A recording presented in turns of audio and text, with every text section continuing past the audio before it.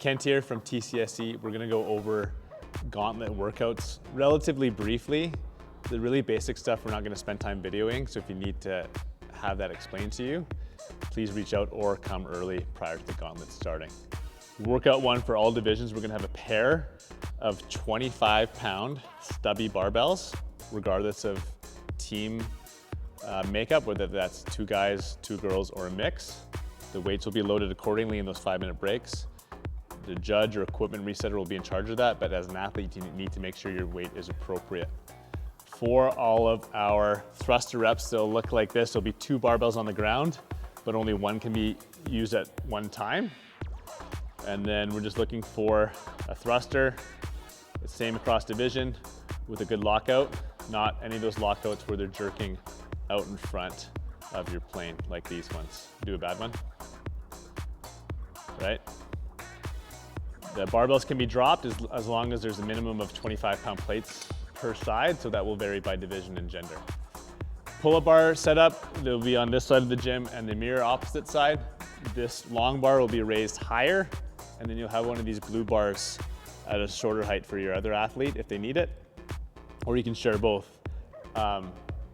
If you need a box or a mat to reach up to it appropriately, you'll have that 5-minute gap to sort that out with your judge, so plan ahead of time on that. All hanging reps, so a complex, we'll just do the recreational complex. For example, starts with a burpee, so full body on the ground, and then essentially your jump just needs to be up to the pull-up bar. It doesn't need to be separate.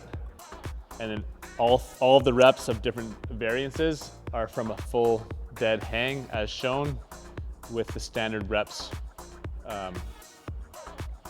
of each movement being done. The only thing that may be a little bit different than typical CrossFit standards that we're gonna allow is on the bar muscle up. If your toes break the plane of the bar as you go up in some kind of glide pip or something, that's fine.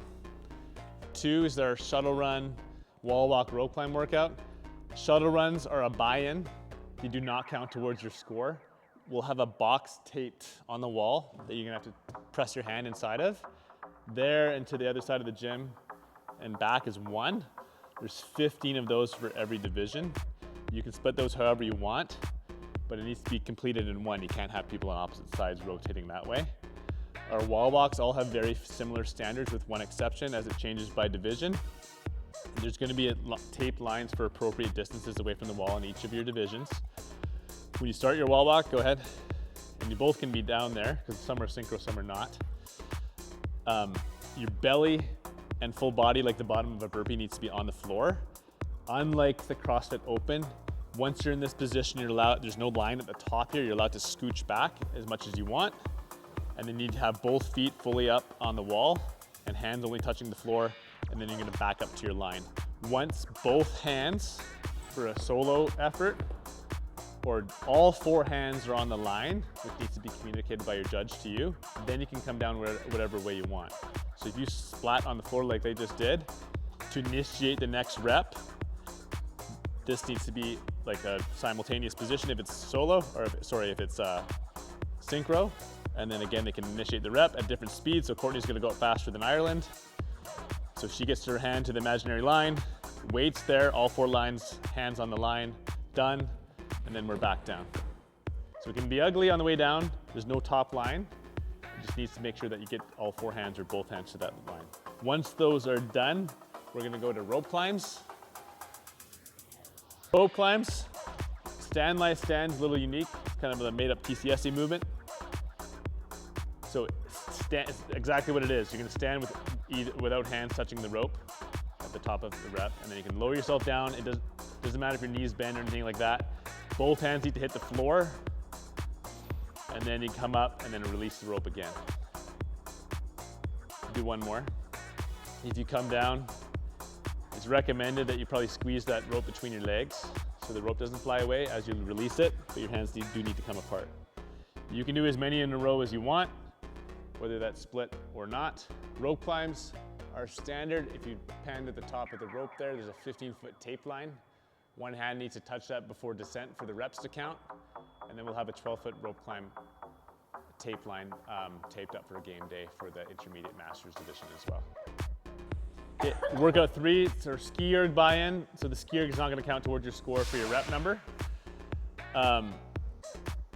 Regardless of who you're partnered with, so it's different for guys and girls where the meters is. It's 475 or 550. We're gonna set the ski ergs. We'll have 2 lanes back here at just ski, so from 0 up. You cannot touch your dumbbell until that has carried over past that meter line. So if you're waiting for the meters to flow from 465 to 475, don't even think about touching your dumbbell until you for sure that number is showcased. If your partner is done before you are, that's fine, but obviously with the next weight being synchro, you'll have to wait for that anyways. Dumbbell snatch is synchronized with just at the extended top position. You guys can do like 3 reps. Doesn't matter if you alternate arms or not. 2 heads of the dumbbell need to touch the floor. And if one partner goes faster, Courtney go faster, you just need to meet at the top before you bring it back down for the rep to count. We are pretty stickler on dropping a dumbbell. If you do drop it, it's a substantial penalty every time you do it. So be aware of that. Even from a knee height, if you're dropping it, we're gonna penalize you on that. After that's complete, those count towards your score, and then it's max single unders, double unders, or our rec masters are doing box step-ups. Any order that you want, whether one partner does it all or however you want to split it, you won't have a ton of time. Just to warn you, for planning purposes, your tape box back here is going to be relatively narrow. So you're not going to be able to have 2 people standing in the same box being ready to skip. If somebody messes up and they're done their skipping, they'll need to get out of the way not to impede on the other part of their workout before you can sub the other skipper in. And what? And then adding to that, you need to bring your own skipping rope. They will not be supplied. We may have some emergency backup ones, but don't count on it.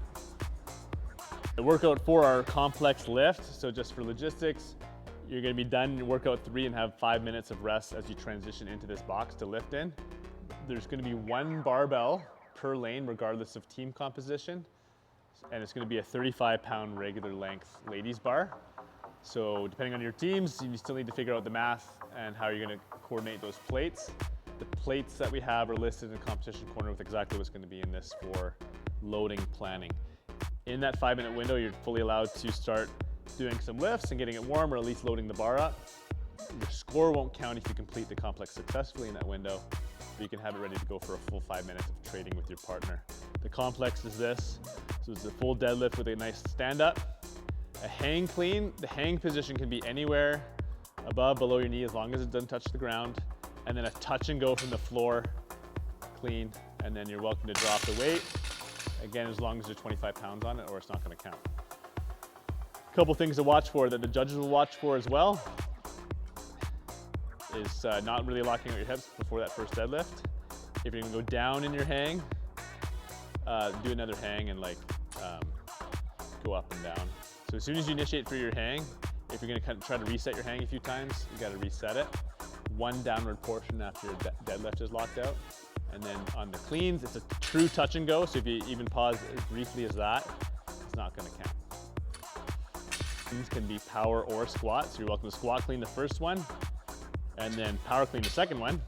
Doesn't matter. When you are squat cleaning, be aware of, showcase this, when you're standing out of that front squat, when you catch it, that's still fully locked out before you initiate your second rep.